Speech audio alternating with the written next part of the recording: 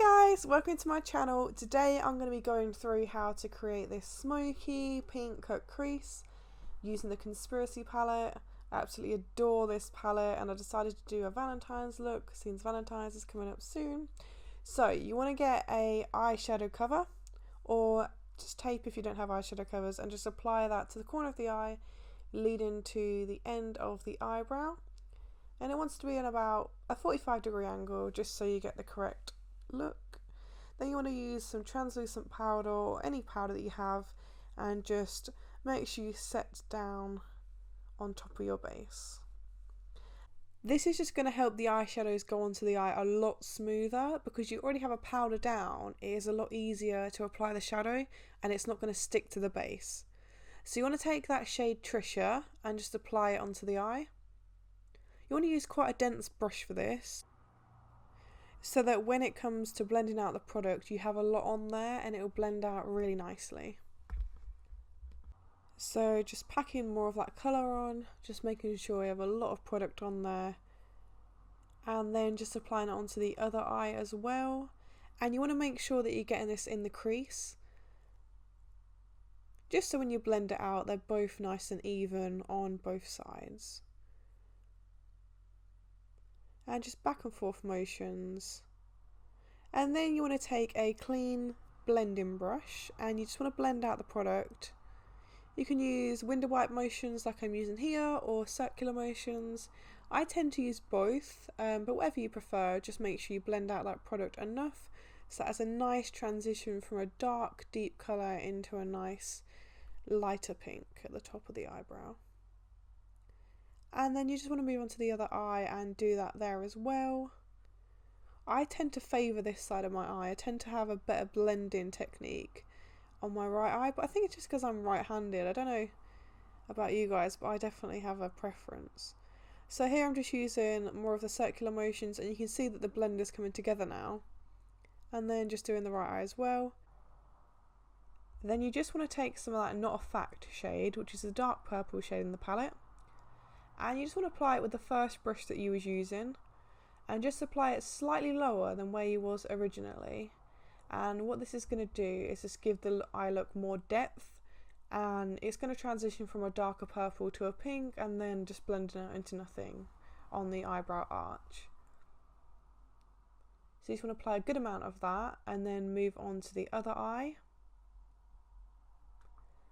And just again making sure it's a little bit lower than where you was applying before, just, you know, nicely in the crease, and then blending that out with a fluffy brush, just the same clean brush that we was using before on both sides, and you can see that it's starting to create a nice blend now.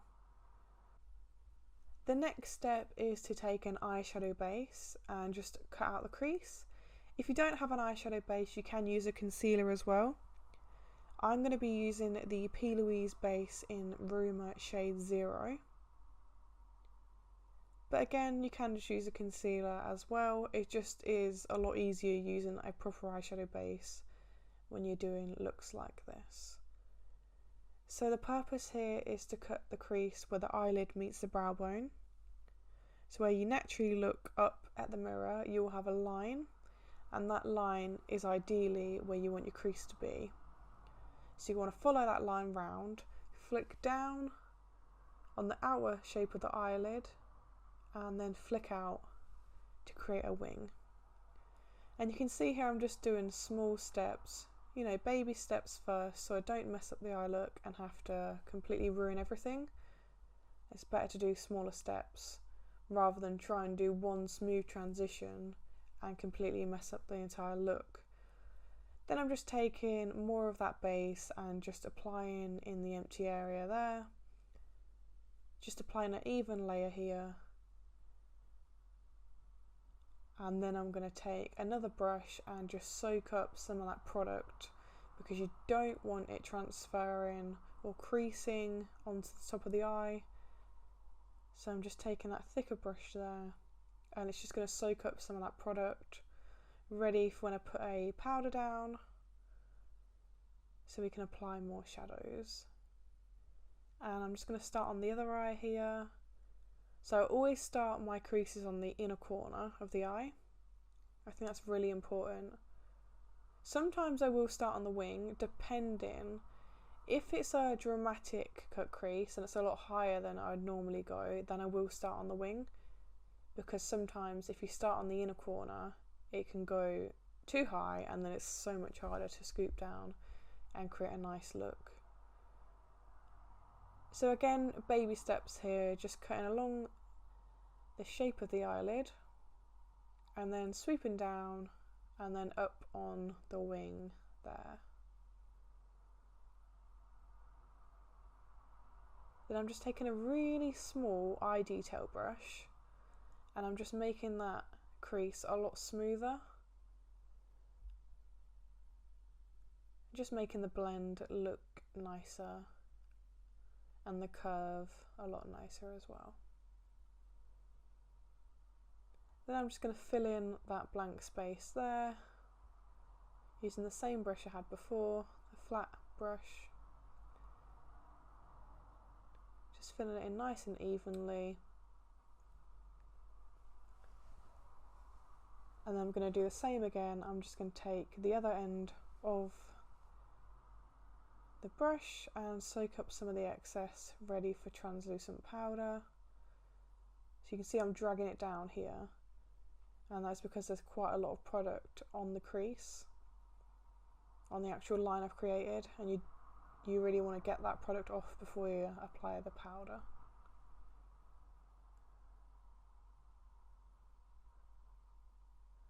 I'm just applying some translucent powder here. I'm using the Mercier translucent powder on both sides with a big fluffy brush.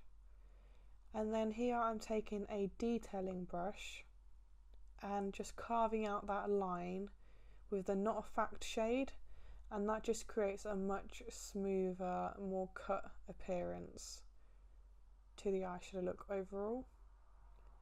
And I've got the shade Ranch here on an angled brush, and I'm just applying that on the inner corner on both sides. And you can see how I'm flipping the brush here. It's because I'm trying to get the best angle for the inner eye to look smoother and make sure we don't go over that line that we've created there. Then I'm just taking the shade Pigment onto an eyeshadow brush and just applying that in the centre of the lid, and then just blending it out into the shade Ranch. I'm just taking that angled brush again here just to get a sharper line.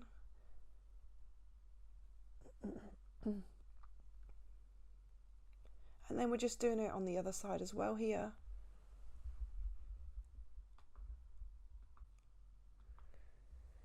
And you just want to apply that onto the centre of the lid and just use a light hand dragging the product further into the Ranch shade to create a smooth transition on the eyelid. And then just taking my rides here, so the black shade in the palette, and just applying that along the edge of the wing, directly to the corner of the eye.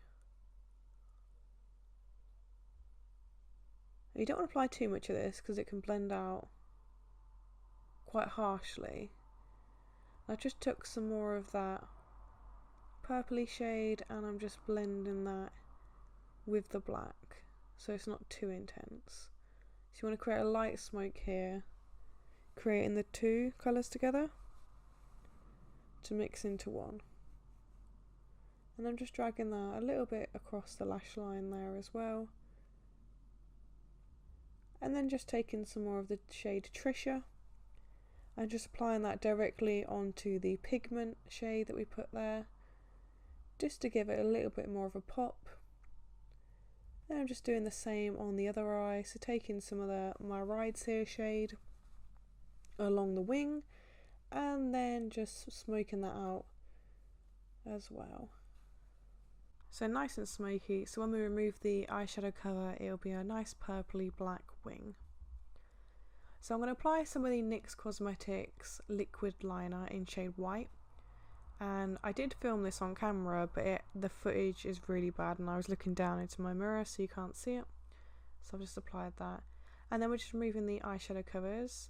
I'm going to apply some lashes from the Tanya Bardsley Prima Lash collection in Bat Your Bardos style. And that is the completed look. So if you did enjoy this look and you enjoy listening to my videos and watching my videos, then do subscribe and please like this video. Bye!